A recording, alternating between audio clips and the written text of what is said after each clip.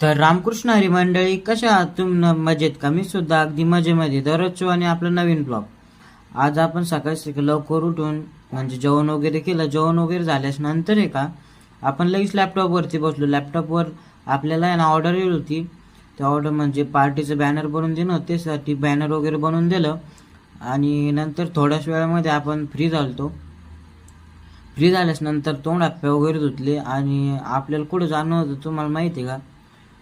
आपल्याला आहे ना अच्छा, हमको सिखा रिया है. जायचे. तर मित्रांनो, आता आपल्याला जायचे भाजीपाला आणायला. चला आपण जाऊ आता भाजी मंडी.